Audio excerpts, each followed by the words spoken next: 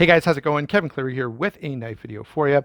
Today we're taking a look at the Kizer Gemini in Micarta. Now, I've actually never reviewed a Gemini before, and that seems odd considering how long this has been around and how popular it's been for Kizer. But when they came out with the Micarta version, I wanted to pick one up. I touched base with Southern Edge Knife Works, and they sent this over to me. So, by the way, go check them out. Use my discount code SHARPSTUFF, save 15% off. There's a couple things I want to talk about with this knife, and one is, can Kizer still compete? There are a lot of competition coming from the secondary market these days, and it kind of begs the question: can Kizer still hang with the likes of Civivi and Concept and a few others that are out there? The other question that this allows me to talk about is why I like larger knives. This is really not that small, but it does have one of the issues that normally puts me off of smaller knives. So we'll talk about that when we get to the handle and the ergonomics and all that kind of stuff. Let me begin by saying this is a Laconico design, and I just love the look of Ray Laconico's knives. This is one of the ones that's been out there in the marketplace for a while, and many of his knives have carried on this sort of simple, clean aesthetic. Monterey Bay Knives is one of the great places to find Laconico designs, but the XLC and the Old Guard, beautiful knives. I just love the simplicity of them, and yeah, we could go on. The Artisan Centauri, the Kizer Intrepid, a number of others. I'm not gonna, we could make a whole video just about Ray Laconico, and we probably should. For now, let's just say I love his designs, and this is no exception. It's just so clean and so attractive, especially with the micarta, that I do find myself very drawn to the looks of this knife. All right, in terms of size and weight, this is a little on the small side for me. It's 7¼ inches overall, 3 1/8 on the blade length, 4 1/8 on the handle. So that's the closed length, like this. Okay, it's about 1/2 inch thick, so fairly standard in that dimension. Now, only 3 3/8 inches of grip area. So that's this dimension here between my thumbs. Only 3 3/8 inches. If you got large hands, that's probably going to be a bit of an issue for you. Weighs in at only 3.1 ounces, which is very nice. Now, I will say, if you're looking for the Thai version or even the G10 version, those numbers might be a little bit different. Not the sizes, but the weight might be different on the different materials. So, in terms of size and weight for carrying this in your pocket, yeah, it carries fine. This is, I get why this is a very popular model for Kizer and why people like this so much. It really does carry easily in pocket, and when you get it out to cut stuff, it's a substantial knife. It's not so small that you feel like you can't get anything done with it. So they've done a really nice job with size, despite the fact that, most knives I would wish were just a little bit bigger. The blade on this guy, so we're going to talk about this knife now specifically. There are other blade steels. This one is in N690. It's a flat ground blade with a stonewash finish, fairly thin blade stock, 111 thousandths. You can see Ray Laconico there on the back. It's 20 thousandths behind the edge, so does cut really well. Kizer symbol on this side. Over here you can see the name Gemini. All right, now N690 steel, it's a good steel, and I think on a knife like this, it's appropriate. All right, where I get ticked off is when I see N690 on really expensive stuff. This is not a super expensive knife, so I have no problem with the N690 here, and the performance on it is pretty good. Right, it's very stainless. It's reasonable edge retention, similar to VG10, probably similar to 14C28N or a number of other steels out there that kind of fall in that mid-range category. And so, do I like this blade? Yeah, it's kind of plain, it's kind of simple, but highly effective. Now, because of the thinness of the stock and a fairly fine tip out there, I wouldn't call this super heavy duty or hard use. I'm not going to, depend on this as a tactical option or a hard use outdoor option, but that's not what it's designed to be. It's designed to be a really nice EDC knife, and this is a really nice EDC blade. All right, so let's move on to the action, which is excellent. Very smooth. I really like the stiffer detent this has. It really, when it breaks, it pops out with some authority. The lock bar is easy to access. So again, that's really nice. I like that. I hate it when I have to get my fingers and try to jam it in there to get a hold of the lock bar. So nice and easy to access, snappy detent. It will drop shut quite nicely. All right.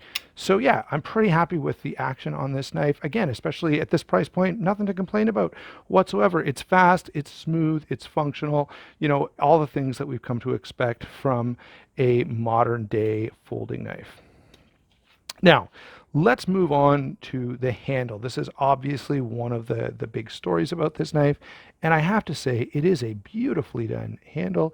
Just slab micarta, all right, unlike, yeah, similar I guess to the Vanguard in the G10, but not similar to the titanium. I think if you go to the titanium version of this knife, you're going to find that it's 3D contoured, all right.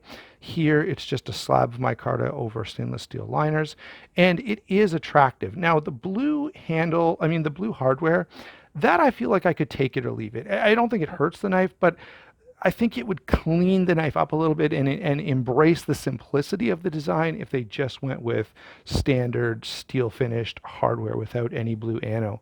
Not that I wouldn't really call that a complaint, just something I notice. Okay, now in terms of fit and finish, very good. I'm happy about that. The way it's put together, we've got micarta for the backspacer and the scales. They are chamfered, by the way, so it isn't harsh or difficult in hand. The pocket clip is well done, but notice it's only single position. Okay, it does go in and out of pocket really, really well. The only complaint I have about this handle is the amount of grip area. I feel like this knife doesn't necessarily need to be bigger, but I wish they would just move things around ever so slightly. Even if you just gave me that extra 1/4 inch up here by the flipper tab, make this a little bit smaller, it would feel a lot better in my hand. So if you have larger hands and feeling cramped on a knife is a problem for you, it probably will be a problem if you get this knife. And I have some smaller knives that I'll bring in a second where I don't find that to be the case. I'm not cramped at all, and yet they're not that different in size from this one. All right, so that's really my only complaint about the knife. I think the price is pretty good. The materials are pretty good. It's an attractive design for sure. My only issue is one of ergonomics. However, to be fair, if you're normally buying smaller knives anyway, if you like a mini griptilian, if you like the Para 3, you're probably fine with this amount of grip space because maybe you have smaller hands than I do, or maybe you're just used to not being able to get, a full sort of hammer grip on every knife that you own. And if that's the case for you, then that won't be, then you can disregard those comments about the handle real estate. Let's do some comparisons, and that will get us into a different part of the discussion. So the one thing I want to touch on there is on smaller knives, I don't like, one of the things that puts me off is I don't like feeling like my hands are cramped on the handle. Now, that's not always the case, okay? This knife is not all that much bigger, and yet I have lots of grip area. And you can see how this is actually a little bit longer. This is the Civivi Dogma, by the way. Let's move this down so I can bring in one other.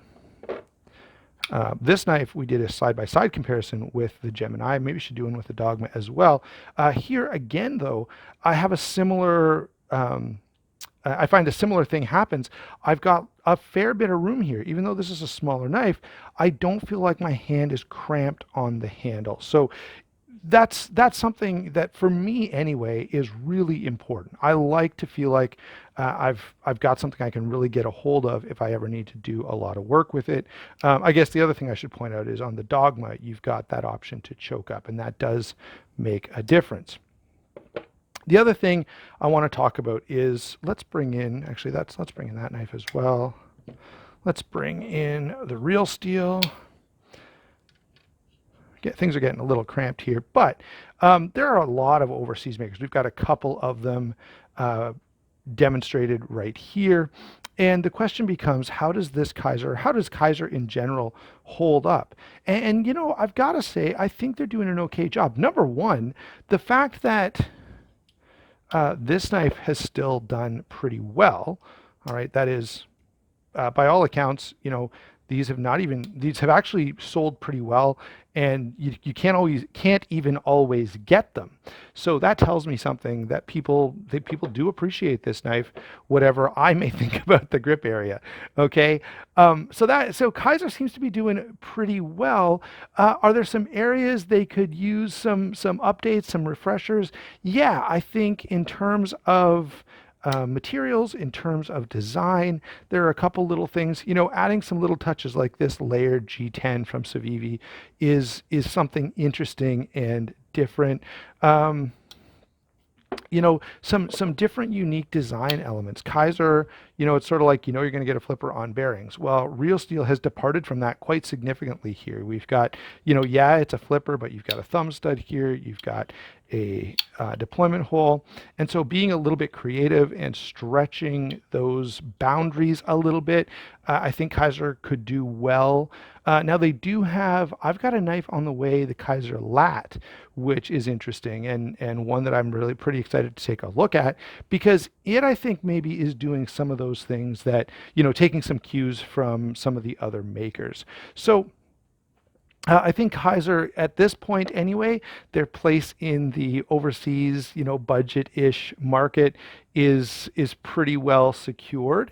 I guess we should throw in, we've had those discussions. Let's throw in just some standard knives for comparison.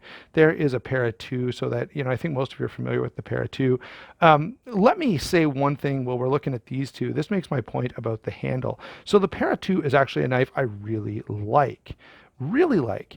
And the only difference, or I guess the biggest difference between the ergonomics on this knife and this knife, is just the amount of real estate I have. I feel very comfortable and very confident holding this knife, where this one I don't feel as good. And that makes a difference to me. So those are some comparisons for you and some side points that I wanted to bring up. I would love to hear your thoughts about all of that stuff down in the comments below. Does this knife hold up? It seems to hold up pretty well, even though it's an older design. I think it helps that Laconico's designs are very sort of classic and simple, and that makes them a little bit more timeless than perhaps other makers would be. This is a well-made, moderately priced folder. It's great for EDC. Maybe not super hard use or tactical, but quite good for what it's meant to be. And as long as you're not like me, the only thing that I would sort of warn anyone about buying this would be if you have larger hands, and if you find yourself feeling cramped on smaller knives, you'll probably find that with this one. That's the issue that I have with it, the primary one. Otherwise, there's really very little to complain about with this knife. And Ray Laconico, if you're listening to this or ever happen to catch this video, a slightly larger version would be very welcome. I know you're already doing some similar stuff with Monterey Bay knives, and I guess I shouldn't, the old guard I think would be a great sort of larger alternative to this, although it would cost quite a bit more.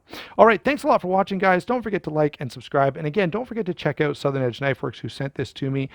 Big thanks to them for their continued support. We will talk to you soon.